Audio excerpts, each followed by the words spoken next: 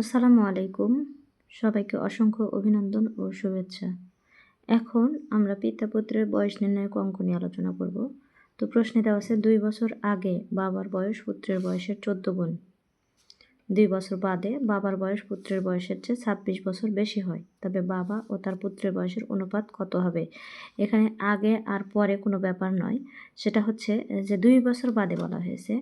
তো সেক্ষেত্রে আমাদের প্রথমে ধরে নিতে হবে যে ধরি পুত্রের বয়স সমান x বছর। তাহলে বলা হয়েছে যে পিতার বয়স হচ্ছে 26 বছর বেশি হয় পুত্রের বয়সের চেয়ে। তাহলে পিতার বয়স কত হবে? পিতার বয়স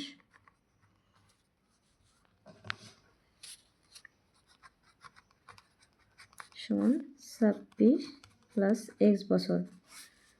তো 2 বছর আগে বাবার বয়স পুত্রের বয়সের 14 গুণ। তাহলে আমাদের বের করতে হবে যে 2 বছর বাদে পুত্রের বয়স কত। 2 বছর বাদে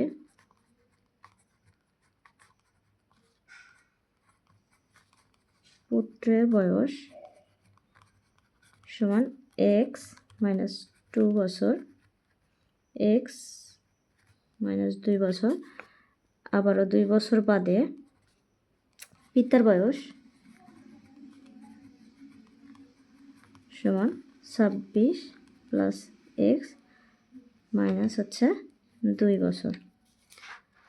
তো এখন প্রশ্নে বলা হয়েছে যে তবে বাবা ও তার পুত্রের বয়সের অনুপাত কত হবে? এখানে 2 বছর আগে বাবার বয়স পুত্রের বয়সের 14 গুণ। 2 বছর আগে বাবার বয়স পুত্রের বয়সের 14 গুণ। তাহলে প্রশ্ন অনুসারে আমাদের কি হবে? প্রশ্ন অনুসারে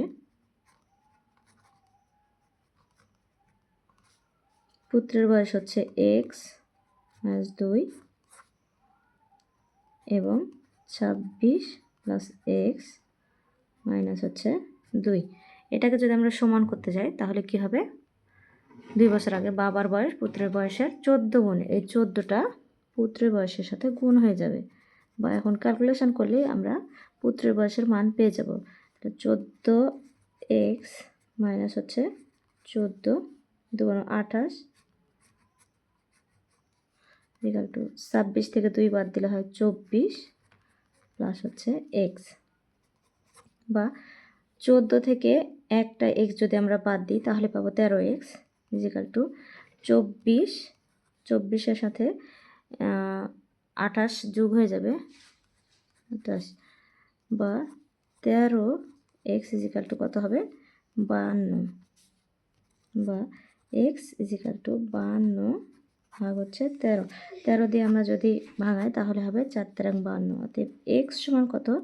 4 বছর। এটা পুত্রের বয়স। তাহলে পিতার বয়স কত হবে? পিতার বয়স হবে 26 প্লাস x।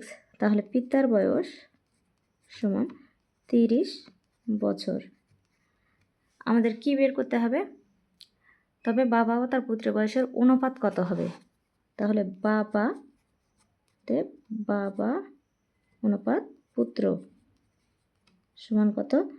বাবা হচ্ছে 30, অনুপাত হচ্ছে 4। আমরা যদি ভাঙাই তাহলে কি পাবো? 15 দুগুণ 30 অনুপাত 2। এই হলো পিতা ও পুত্রের বয়সের অনুপাত। তো এতক্ষণ আমাদের সঙ্গে থাকার জন্য আপনাদের অসংখ্য ধন্যবাদ।